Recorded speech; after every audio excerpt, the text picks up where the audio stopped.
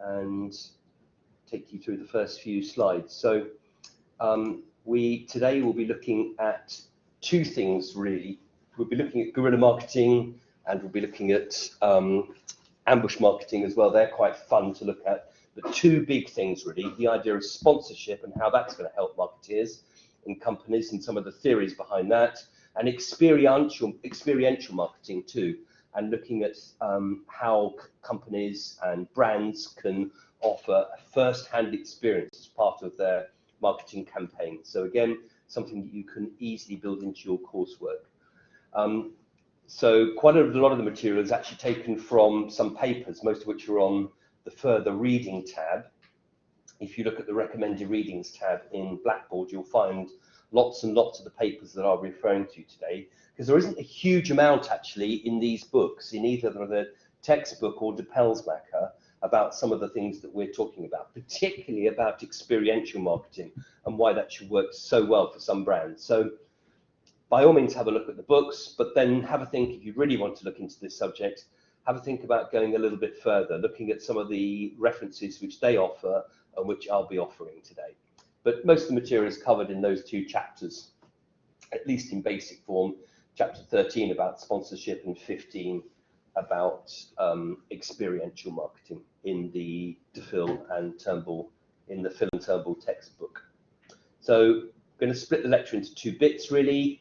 For the first part, we'll be dealing with sponsorship. We'll be looking at kind of what it's all about, the objectives of sponsorship, about different types of sponsorship, be that individuals, teams, groups, and then we're looking at how you might go about sponsoring an event as well. So we're combining that experiential marketing thing with an event, and looking also at flash advertising, the limitations of sponsorship, and after the break we'll be dealing with ambush marketing. So first of all, I thought we might want to come back to the idea of Elon Musk buying Twitter. If you want to, have we done that to death, or do you want to just explore that? Has anybody got any more ideas about that? What do you think? Should we move on? Let's have a show of hands. If you want to move on, stick your hand up and we'll just go straight into the slides. No, you want to do, yeah, do you want to move on? Go on, I need a proper show of hands. So does that mean, do you want to have a look at Twitter? We'll do it the other way around. So if you really want to kind of stick with Elon Musk and Twitter, then stick your hand up. Yep, go on then. What have you got to say about that? I just wanted to mention that Elon Musk said that the first thing he will do when he buys Twitter would be that he would, he would be open to all the public, the sharing of tweets and everything would be open.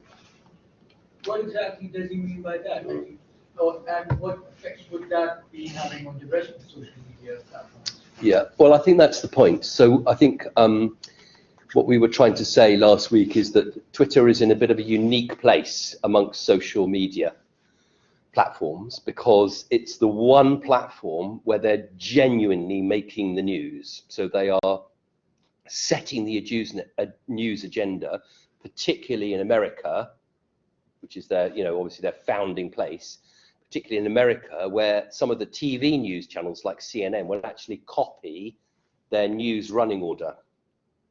And that's, I think, why he's particularly after Twitter rather than Facebook. But if he is successful with the purchase, then he is purchasing Twitter at a time when there is lots and lots of, I don't know, misuse, if you like, of that social media platform.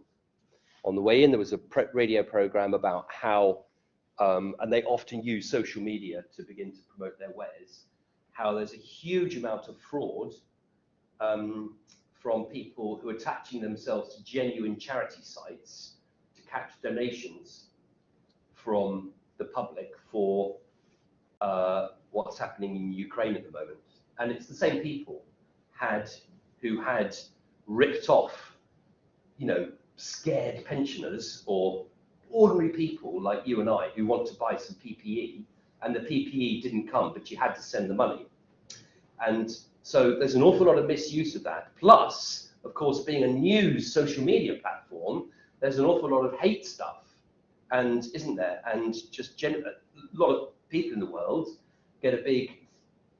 seem to enjoy sending, really unpleasant mail or messages, and just seem to thrive on that. And I'm not really talking about trolling. I'm just talking about people who seem to, who want to be fraudulent, who want to make false claims, who are making really malicious and malign, statements on Twitter. Now, if he says he's going to allow all of that, he's in trouble.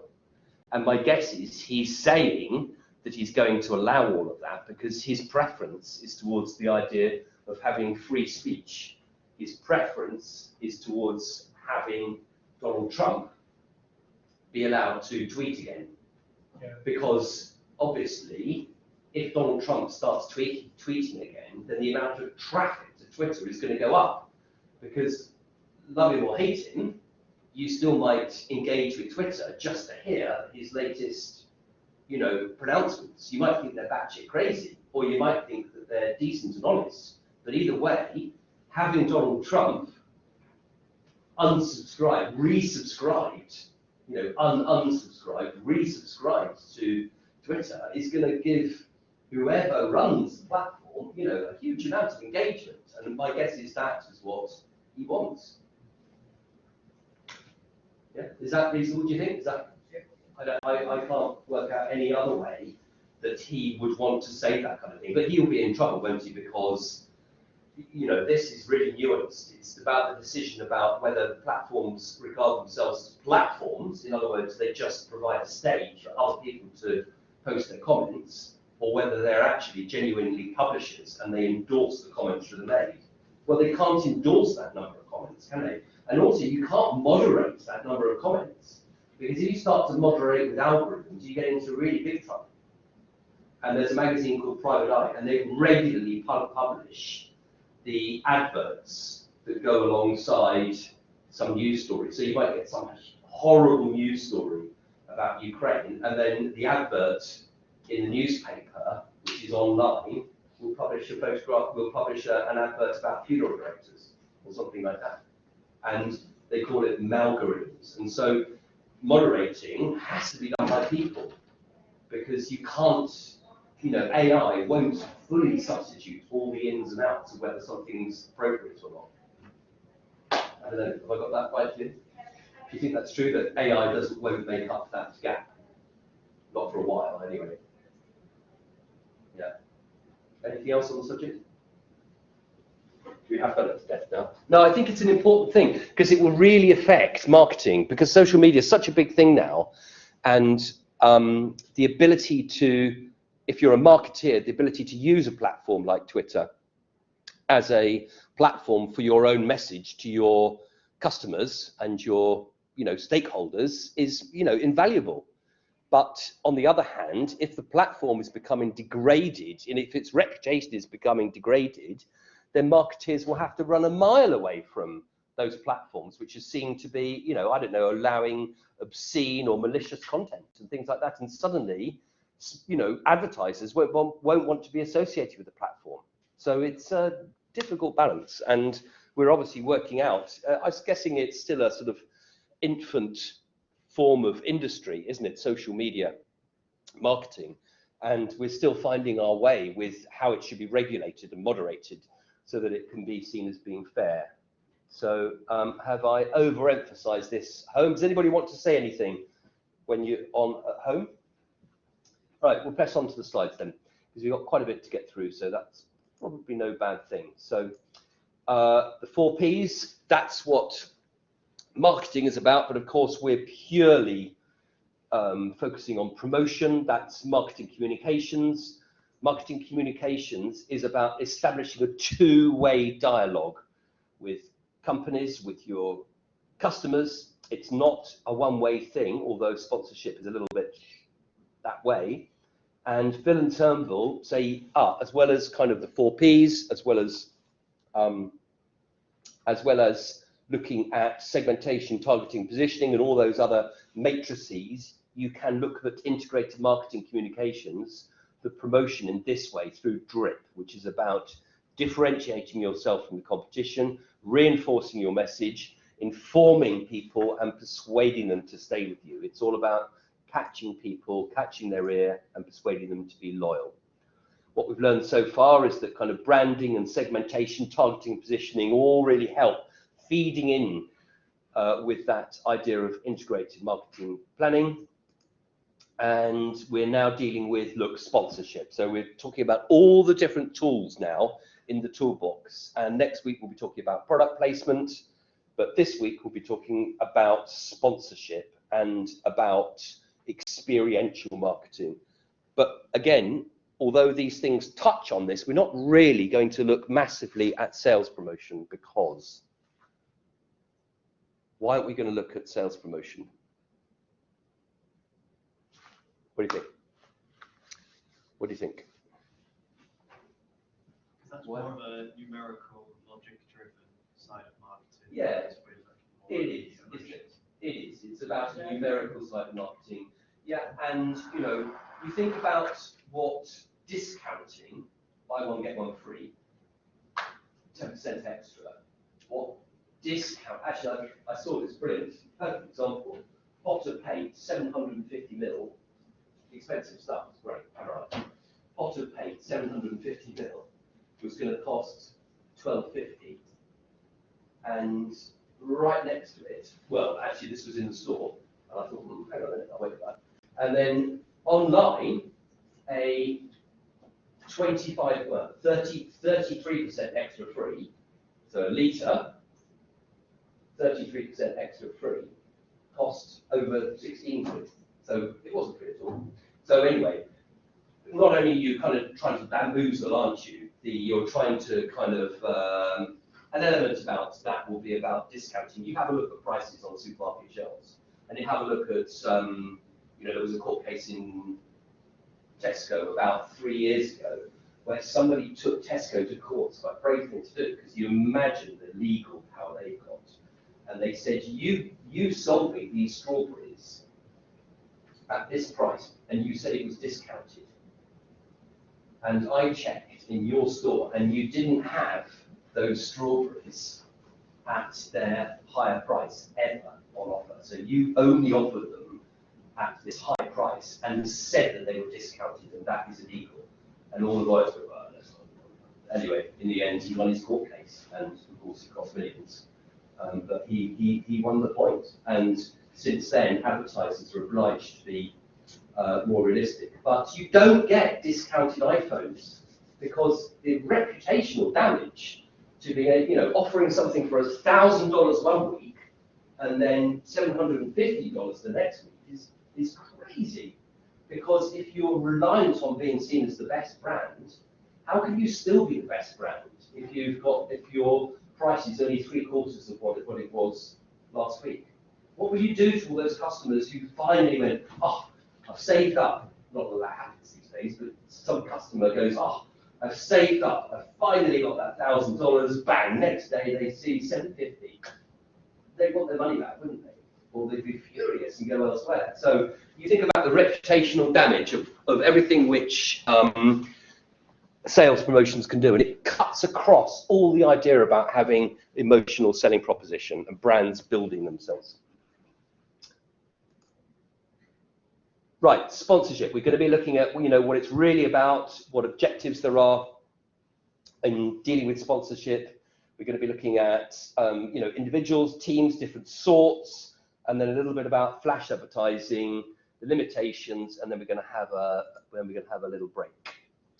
So most of this is in De Pelsmacher, or it's in Phil and Turnbull. But if you really want to go into some depth, you've really got to dip into some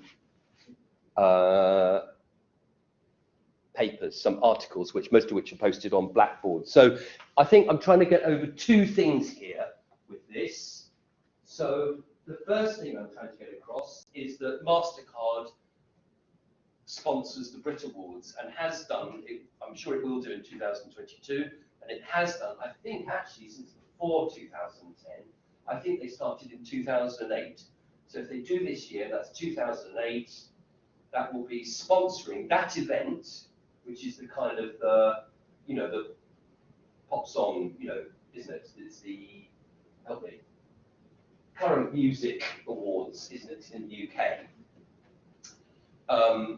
And so if they do that, they will have done that for, I'm thinking about 15 years, 14, 15 years. So first question is, why does that need to be so long? Why would you stick with that as MasterCard? Second question is, what do they call polo? What do they call polo? Why should Mercedes-Benz be sponsoring a polo match? So I'm going to leave you for 2 minutes to research those questions. Why is polo called the sport of kings? I think there's another sport of kings as well. Actually, I looked it up yesterday, horse racing as well. But forget horse racing. They call polo the sport of kings. So why should Mercedes-Benz want to support the sport of kings? And why should Brit Awards want to support? Why should MasterCard want to support Brit Awards for so many years running? 2 questions. We'll have a glug of water. So did you get those questions at home? Yeah. Why has MasterCard stuck with the Brit Awards over so many years, even though there have been some really disastrous ones, where the presentation of them was just simply appalling and they were a laughingstock the next day. But why did Brit Awards stick with them? Why does Mercedes-Benz want to support polo, which is called the sport of kings? So I'm trying to get to sort of 2 issues here with sponsorship.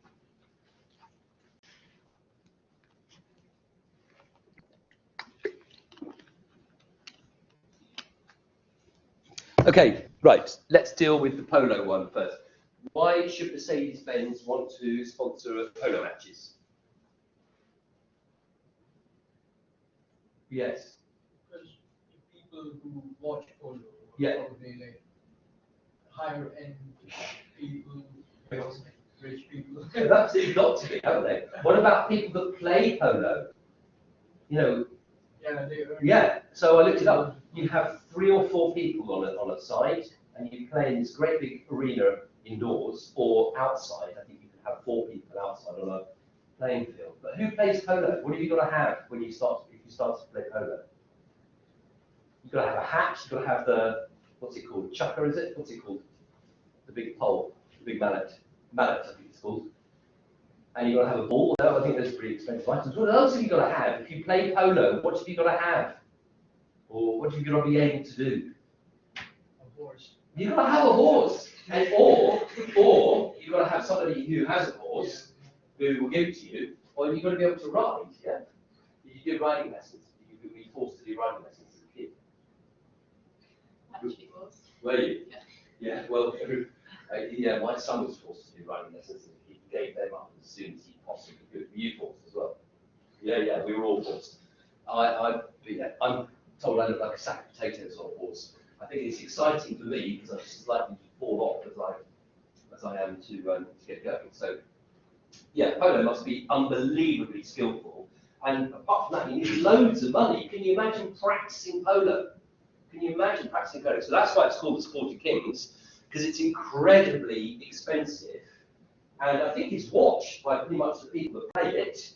And we're talking, in this country, royal families and things like that, and princes and kings and queens from abroad, really. So why should Mercedes want to associate itself with that? Because Mercedes is quite expensive, so the people that watch it are likely to have more money.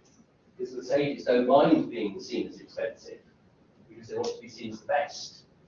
So why wouldn't they try and go for this image transfer thing?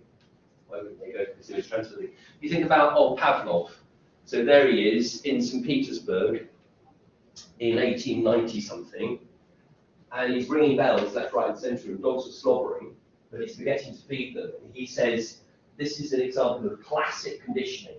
You just simply provide a stimulus, and actually, then people will take action as a result of that stimulus. There will be an innate reaction to that, a response. So the idea is that could be in the ADA idea of how we might process and message within an advert. You simply dangle sparkly things in front of us, or in the case of Guinness, smiley pints, and you have that kind of sense of association, your response will be, oh, I fancy a pint of Guinness now. I've just seen the appropriate advert. I'm stimulated by it. I'm just going to out and buy a few pints this evening, or get drunk on the stop right away. So why wouldn't that work on the polo field? There you are, you're seeing all these incredible cars parked outside and all these wonderful horses, you know, and the stables and all the paraphernalia that goes with it, and all the kind of money and the expensive accents, you know, and the ticket prices and the people you might be bumping into, the other people there. And Mercedes is kind of buying into all of that. And you just look at it as a kind of classic conditioning, really. It's simply associating themselves with something and getting participation in all that classic conditioning or in all that natural response that you would have to watching a polo match. So why wouldn't Mercedes-Benz want to do that? Now, what about the Brit Awards? Why have they stuck with it, even though there's been some disastrous Brit Awards over the years where the presenters have become laughing stock, even, you know, during the programme, let alone afterwards? What about the Brit Awards? Yeah, why should you stick with it for a long time? Well, I think that's the thing, really, is that sponsorship isn't kind of an overnight thing. Sponsorship is not usually about making more sales. Sponsorship is usually about building brands and a kind of reputation thing. So it's not a sort of short-term, quick gain proposition. It's a longer-term game. So why wouldn't you stick with? What it isn't, though, it's an exchange of contracts, really. It isn't about charity or giving something away, you know, benefaction, or, you know, supporting a person with patronage. And it's not a philanthropic gesture. This is something which is a commercial transaction. And De Pelsmacher says that sponsorship is really an investment of cash or kind in an activity, a person, a group of people, or an event in return for access to the exploitable commercial potential associated with the sponsored entity to achieve the sponsor's communications objectives. So it's simply, in De Pelsmacher's terms, an extension of your campaign, where you're using some other group or entity or person to further your aim. So in this case, there's, look, NatWest on his shirt. Ben Stokes has just been appointed the New England captain this week. I don't know that he'll get on very well. I hope he does. I'm not so sure. You're not so sure either. Nobody's very sure, but NatWest are taking a gamble to stick with it. But have a look at that sponsor, because later we'll be showing to you another, you know, England cricket again, and you don't have to be interested in cricket. There's just an array of sponsors, and I couldn't honestly remember who does what anymore. And that is one of the problems of sponsorship. But we think it's a commercial transaction. And the idea is to get a positive image transfer from the sponsored entity onto the brand. So it has a generally more positive reputation than advertising, was initially viewed as complementary to, you know, straightforward promotions, but is now a central peg in the marketing toolbox, a central tool within the toolbox available to marketeers to deliver a campaign. And, you know, the spending is going through the roof as well. So I think this £35 billion spend in 2020 was met and has been exceeded, even though, of course, there was a period of COVID lockdown across the globe, which has really dented those kind of sponsorship activities. So the spend in Europe and across the world is going up and up and up. And this graph shows that global expenditure has risen to about, what that is, no, look, that's over 60, that's sort of $68 billion of US spend in a year. Look, most of it is in the green, which is North America. Then Europe is in the red block. Asia Pacific is in the grey, and then we've got Central South America and all the other countries. So essentially, it's a Asia Pacific, a European, and North American idea. Who is sponsoring the organisation? and whether the company has a sponsorship is often a lot about an individual decision makers.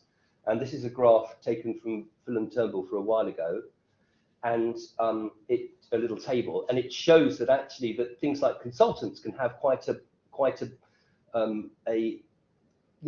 small amount of influence, can have some influence on whether companies choose to take decision making. And actually, but marketing managers, advertising managers, sponsorship managers, as you would expect, are increasingly have the kind of major influence. But it's not to say that chief executives don't. So I remember when I worked at the Wildlife Trust and I was fundraising, and that's a kind of very much like a form of sponsorship. And they were helping us with lots of kind of woodland projects, and some decent amounts of money were changing hands, and it was great. And at the time, we were talking to some senior people about National Grid and why they supported cricket, because again, you have an umpire that stands when you're on the cricket field, and the umpire's shirts were emblazoned with the National Grid logo. Now, National Grid is when you see a pylon, they were the company that owned the pylons, and they saw themselves as an intermediary between the customer who was using the electricity and the producer like E.ON or EDF. And they were saying, oh, we're just like an umpire because we're judging between two teams. So we're like that because we run the pylon network, and we are the balance between the electricity companies and the end consumers. I thought this doesn't make much sense. And actually it doesn't, does it? Because you think about electricity prices now, and National Grid doesn't even exist in the same way, because all that's been brought back into national ownership, a bit like Railtrack, because you can't have infrastructure owned by somebody, because they're going to have a massive amount of sway over who gets the franchises to run the trains on the railways or send the electricity down the wires, if that makes sense. Anyway, it didn't make any sense. His sponsorship, brilliant. He was giving us some money for some woodlands. In fact, it was happening right across the country, and that was fantastic. But at the same time, he was spending thousands and thousands of pounds on getting the National Grid logo onto telly, and it didn't make any sense at all. Anyway, we later discovered he was an absolute cricket nut. He just wanted free tickets to go. He wanted to be able to, say to his shareholders, oh, I've got to go along here, and we've got to bring all my, best friends around. And it was just a CEO decision, because he was an absolute fanatic on cricket, and he dreamt up this idea that National Grid was in the middle of the two parties, as were the parties on the cricket field. And it was daft, but it means that actually one or two individuals can be really influential in getting sponsorship deals together. What you're trying to do with sponsorship is not necessarily to kind of raise up your sales in any way. It's about getting access to new target audiences via their personal interests. It's about creating brand awareness and brand recognition. It's about gaining that positive image transfer via classical conditioning. And it's about building up goodwill amongst stakeholders by supporting a shared interest, culture, sport, hobbies, causes. You think particularly about how that's going to work with cause-related marketing. So you have a business, and it's putting a huge amount of effort into achieving some cause. Think about even the BBC. Yeah, it's a public corporation. But the BBC has children in need every year, and and raises, I think it's about 50 million, isn't it, every year now, for children's causes. So think about how that reflects then back on the BBC, that are providing the platform for people to raise all this money. It reflects incredibly well. It's about building up goodwill, isn't it, amongst various stakeholders. It's about changing people's perceptions and attitudes towards the brand in a favourable way. It's about receiving a favourable word of mouth for opinion leaders. Well, into that, of course, you can put social media, can't you, and how that works. If you're looking at kind of the importance of objectives when evaluating sponsorship, this is in the latest edition, actually, of Phil and Turnbull, the 2019 book. And this says, actually, very little is about accessing the platform for experiential branding. A lot more is about showcasing community and social responsibility but the top sort of 4 or 5 objectives in terms of their importance is about changing or reinforcing the image of the brand. It's about increasing brand loyalty, getting your customers to stay with you and not to veer off to a competitor. And it's generally about creating awareness and visibility, because of course you're tapping in, aren't you, to all of the supporters of that entity and creating this new group of people that you can generate your positive brand imagery with as well. So creating awareness and visibility is the key reason for people delivering on sponsorship. And I'm really sorry about the pink. This is a bit bright, but I couldn't get rid of it when I was playing around with the slides. And here, this is about sports sponsorship target audiences in Canada.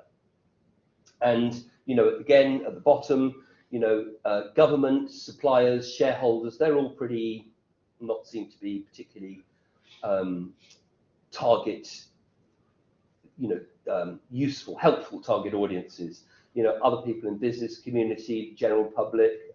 We could even have ethnic groups there down near the bottom. Local community doesn't fare very well, but actually what they're really trying to do is to get to existing and potential customers. And actually potential customers, interestingly, beats existing ones. So it's about broadening your customer base as well as increasing awareness. Phil and Turnbull say, here's the factors why the development for sponsorship should be growing, why the graph, when we looked back a few slides ago, where that graph was showing about £68 billion of expenditure on sponsorship around the world. Why should it be so high? And they say, well, it provides new opportunities, obviously, new soft brand associations. It's awareness and drive towards integrated marketing communications. It's about positive attitude change, which we've discussed. And it's about relationship orientation and association between the different sponsored participants that you have. But why should it be growing so fast? I'll just leave you with that question just for a couple of minutes. So why do you think sponsorship should be growing much faster than a lot of other ways of a lot of other tools within the marketeer's toolbox? Why should that be the case, do you think?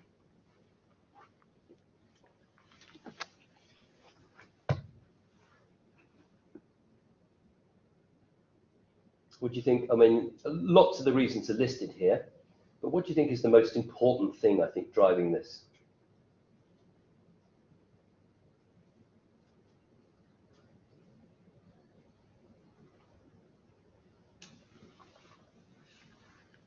Any ideas? What do you think is really driving the growth of sponsorship? What do you think? I mean, I think it's obviously all these reasons. I don't think they'd be in the textbook if they weren't. But I think it's something to do with the clutter of communications. It's about the fact that we're bombarded now with. It's about the fact that we're bombarded now with so many messages.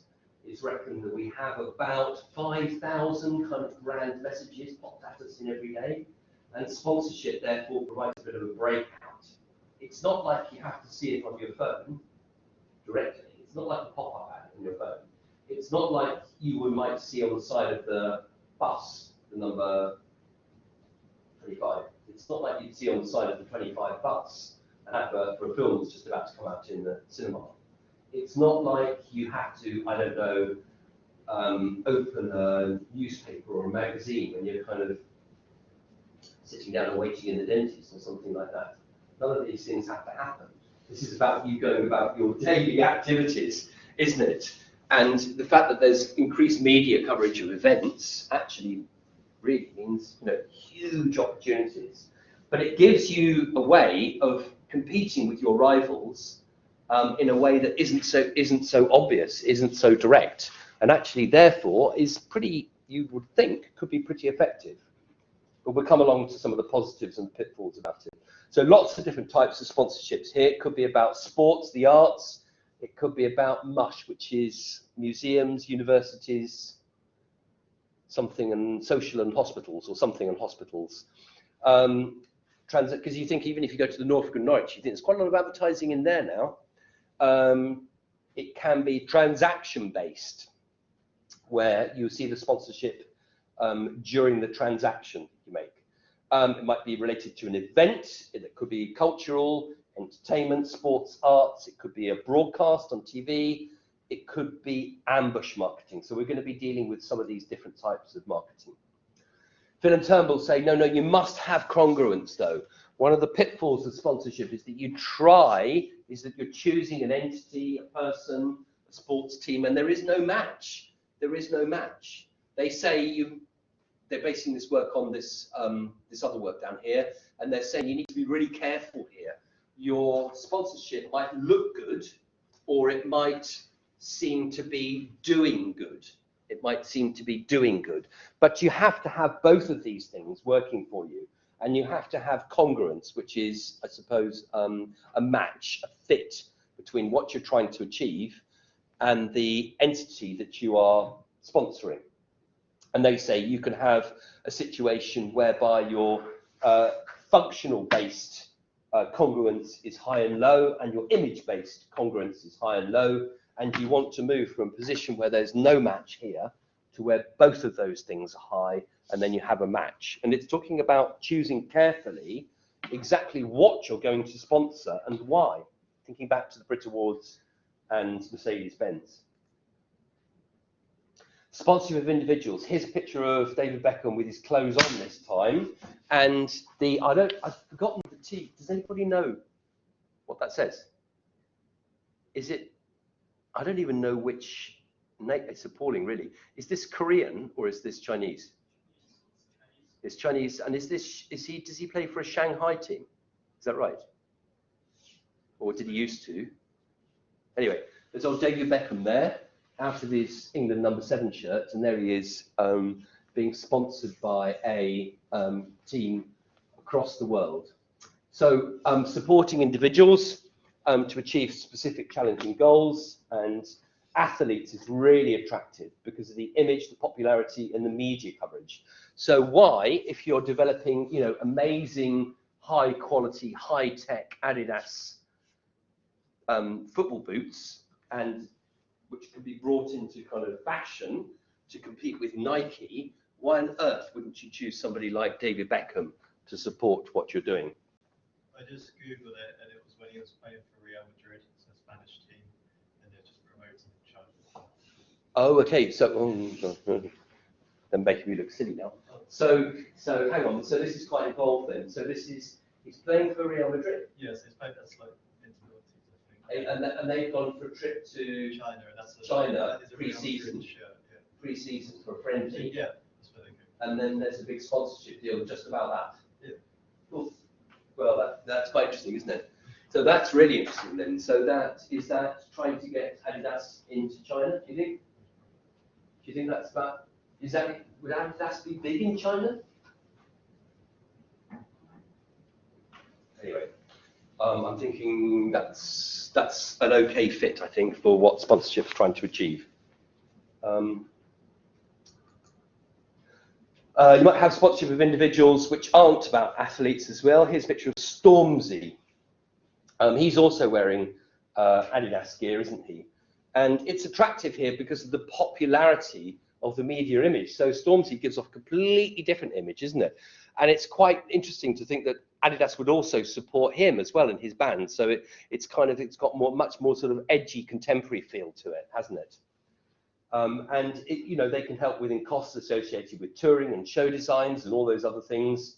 And they get that positive image transfer while Stormzy's doing well. The trouble is that Stormzy might start not to sell records, or he might start to say something which gets himself pretty unpopular, and then you have the risk of negative transfer. Come on to some of the loopholes soon. Sponsoring teams and groups is a little bit more reliable in that way, is that there's less chance of a whole team making fools of themselves, or you think about, I don't know, what's been in the news recently. Oh, the guy who what did he do to his dog? He kicked his dog. Just trying to think of other sort of footballing scandals.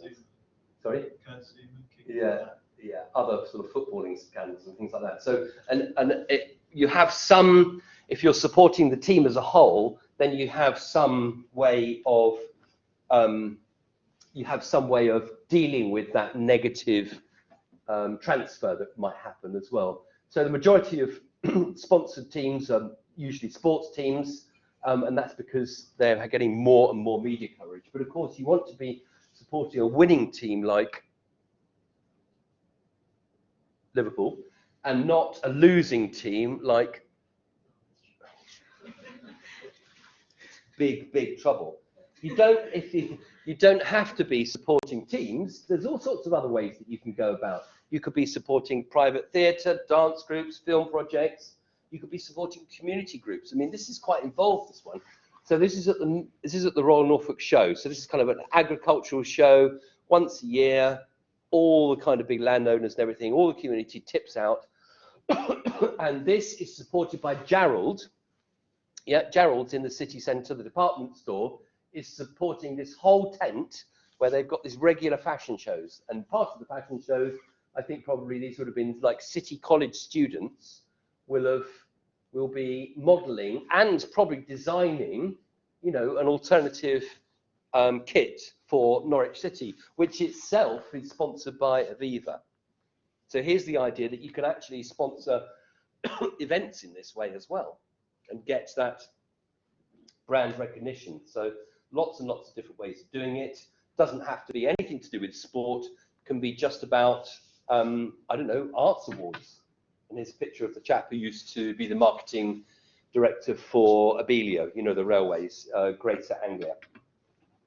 And they were supported, he was giving out an award which was supported by the local paper, which is the Eastern Daily Press, which was the biggest, largest regional, the biggest circulation for a regional morning daily paper.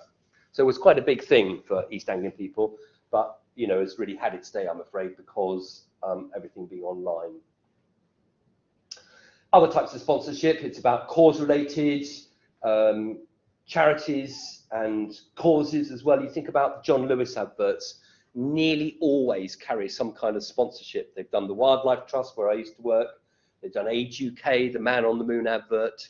And nearly always, the end of the advert, you'll see that there's some kind of cause related there, just to give John Lewis a kind of Christmassy spin in producing that kind of goodwill message at the end of their promotion.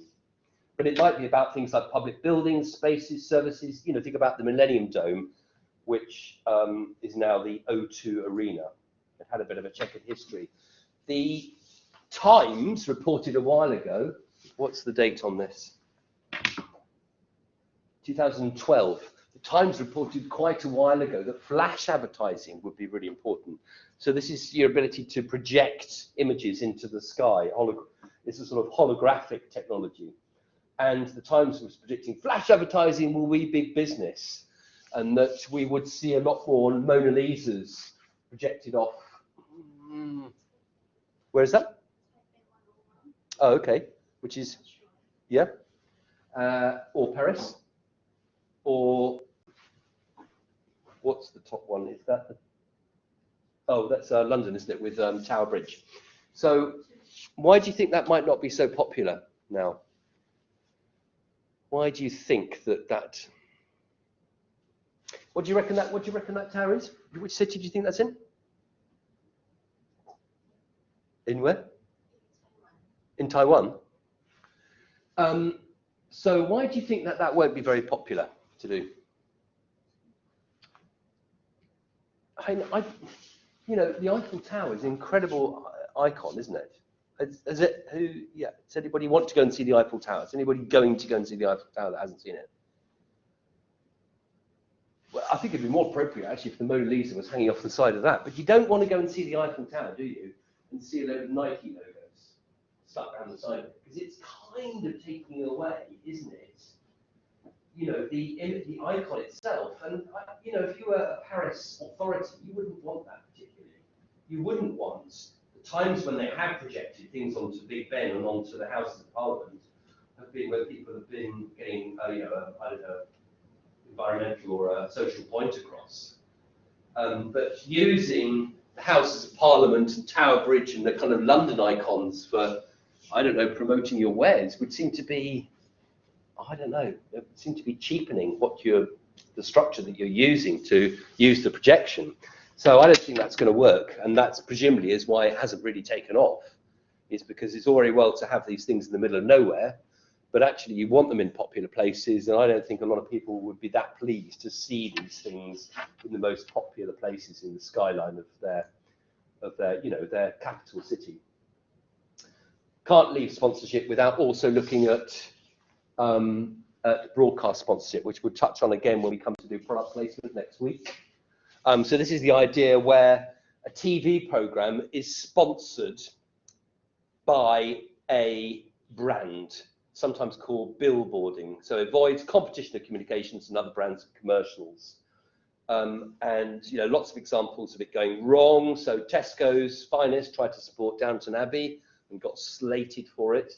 Bailey's did a really good billboarding, broadcast sponsorship of Sex and the City.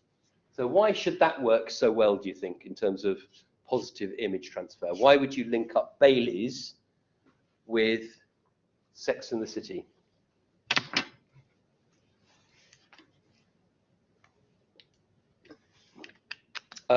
Somebody's got to describe Sex and the City. Do you still watch it? Have you ever watched it? No? No? Who's watched it? Right, better move on. So 1980s program about women in their kind of love lives, all women in their love lives. It's set in New York, very popular amongst, I don't know, probably 40, 50 somethings even now. Bailey's obviously trying to get to those same people, probably a female market in the UK. And why should you decide to do that? Why would you want to do billboarding, which is when you see an image, Bailey's supports Sex and the City, Bailey's is sponsored, or Sex and the City is sponsored by Bailey's. Why would that be a better bet for you as an advertiser than just putting a straight 30-second ad in a commercial break? Why is that going to work for you better?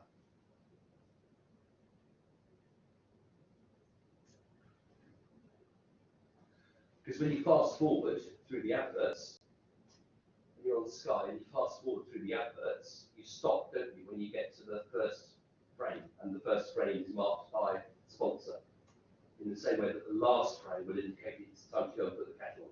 Yeah. So you very often find that they use that billboarding, but of course it's a more expensive way of doing it and has its own pitfalls, as we'll look at next week when we do product placement as well. Measuring effectiveness of different sponsorships, not all that easy actually, because if you're not going for instant sales, then you can't really use the numbers. So you might be looking at the feedback that participating groups give you in focus groups. You might be looking at something about market share. You might be looking at exposure, how often it's seen or recognized, what recall people have. But really, you're probably relying on kind of communications results and feedback from focus groups. So a little bit nebulous in trying to nail that, because you're not necessarily trying to increase your market share with your sponsorship. You're trying to do something much more about the brand. And Phil and Turbo have this really helpful little diagram here to show how what channels the sponsors use to leverage sponsorship. So what different sorts of channels they would use. So direct marketing, look, is way down the bottom there. You've got business to business marketing. Traditional advertising now is down at 56%.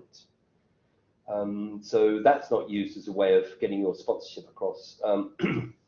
Digital mobile promotions, 62. Internal communications.